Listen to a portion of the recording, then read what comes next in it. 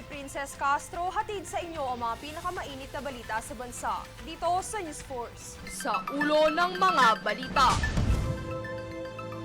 COMELEC, nilinaw ang ilang issue sa naganap na halalan.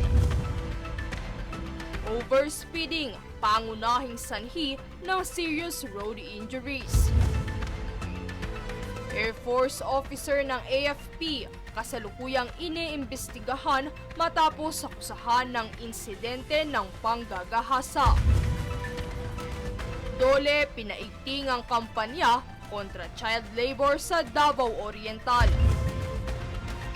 BI, hinasuhan ang 9 na foreign nationals bunsod ng pamumuslit ng 440 million pesos sa Cebu. At 12 OFW sa Malaysia, ikinulong dahil sa fake entry stamps sa Lao. Patas at pantay na balita, komprehensibong ulat para sa pulso ng masa. Ito ang News Force.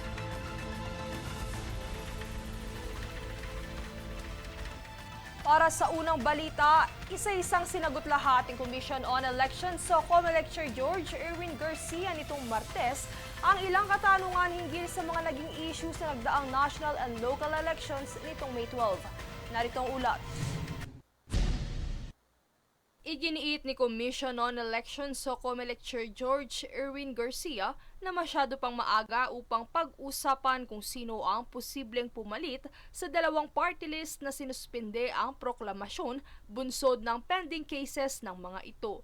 Ang mga party list na ito ay ang Duterte Youth na pumangalawa at Bagong Henerasyon na pumasok sa top percentage votes. Ayon kay Garcia, kailangan munang ma-verify kung may merit ba ang mga kasong isinampa nang sa gayon ay mapagdesisyonan kung ano ang magiging aksyon sakaling ang dalawang party list na ito ay madeklarang officially disqualified. Gusto ko lang pong liwanagin. Once you suspend the proclamation, it doesn't mean natalo ang kandidato. You just merely suspended the proclamation. Because number one, either you wanted to study first, ano ba talaga ang merit ng kaso? Number two, baka kasi mawalan ng jurisdiction pag na-proclaim natin. Therefore, pag nawalan ng jurisdiction, mapupunta na sa ibang ahensya ng pamahalaan. Tatandaan niyo po, kahit na kayo ay naproklama bilang kongresista kahapon as a party list, kahit na, hindi po nawawala ang jurisdiction ng COMELEC. Hanggang June 30 pa rin po na pwede namin tanggalin ang isang na-elect na kandidatong nanalo kahit sa congressman. Dagdag pang pahayag ng poll body chairman na isa pa sa mga pagdidesisyonan pagkatapos nito ay kung ibibigay na lamang sa mga idineklarang party list ang karagdagang seats o magdadagdag ng partido mula sa mga hindi nakapasok. Kaugnay naman ito ay tiniyak ni Garcia na aaksyonan ang naturang petisyon bago pa umupo ang mga bagong halal na opisyal ng 20th Congress sa June 30. Samantala, ilan pa sa mga binigyang linaw ni Garcia ay ang disqualification case laban kay re-elected Pasig City Mayor Vico Soto. But I was informed by the clerk of the commission, it's a petition to disqualify that candidate. Tanong, pwede pa po ba yun? Hindi ko po sasagutin yung merits. Kalimitan po kasi ang petition to disqualify ay pwede lang ma-file before the proclamation of the candidate. After the proclamation, hindi ka na po pwede mag-file except election protest o kaya co-warranto.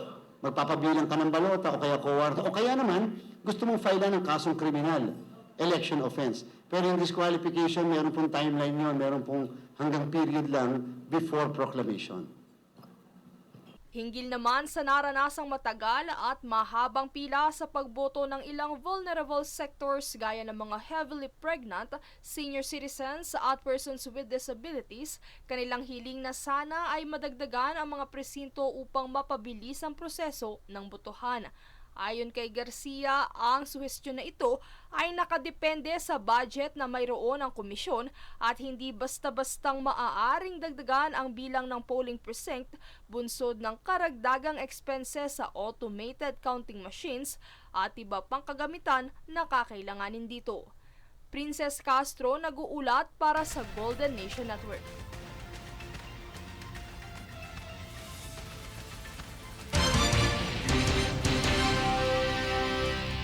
Ayon sa Philippine Orthopedic Center o POC, overspeeding ang pangunahing sanhi ng pinakaseryosong injuries mula sa mga aksidente sa kalsada.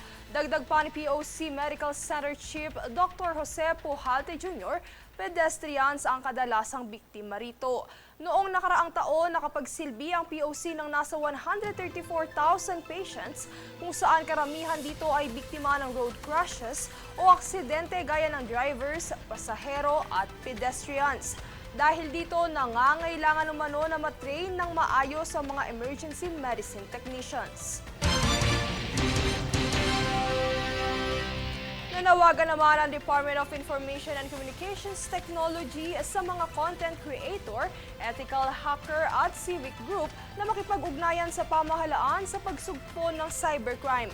Ito'y kasunod ng pagkakalantad ng viral YouTube video na Scammers Panic After Getting Hacked live on CCTV na operasyon ng Scam Hub sa Cebu. Pinuri naman ng isang cybersecurity advocacy group ang user na naglantad ng video sa publiko kasabay ng paghimok sa mga content creators na makiisa sa ahensya ng pamahalaan tulad ng DICT at Cybercrime Investigation and Coordinating Center o CICC. Kinumpirma ng Malacanang na sinibak sa pwesto si dating OWA Deputy Administrator Emma Sinclair. Kasabay ito ng paglilinaw ni Presidential Communications Office o PCO Undersecretary Attorney Claire Castro na hindi nag-resign si OWA Administrator Arnel Ignacio. Kaugnay ito na hinihinalang anomalya sa pagbili ng lupa ng OWA na nagkakahalaga ng 1.4 billion pesos. Babala ng palasyo, hindi magdadalawang isip ang administrasyon na tanggalin sa puwesto ang mga opisyal na hindi ginagampanan ang kanilang tungkulin.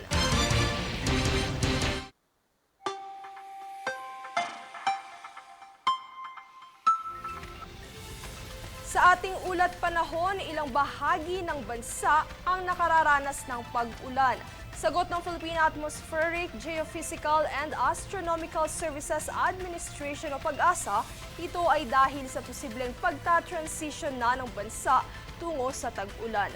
Bago maideklarang simula na ng rainy season, tinutukoy muna ng ahensya ang accumulated rainfall at kung ilang araw tumatagal ang pag-ulan sa lugar.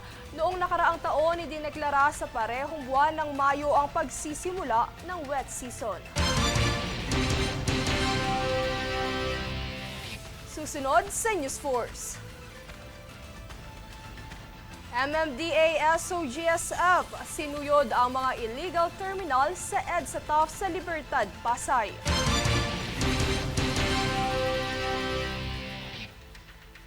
DSWD naghandog ng nutrition education session sa mga benepisyaryo ng Walang Gutom program.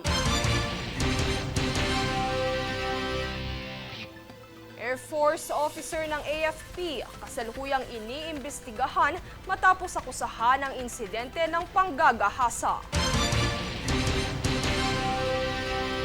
Manatiling nakatutok para sa higit pang mabalita sa pagbabalik ng News Force.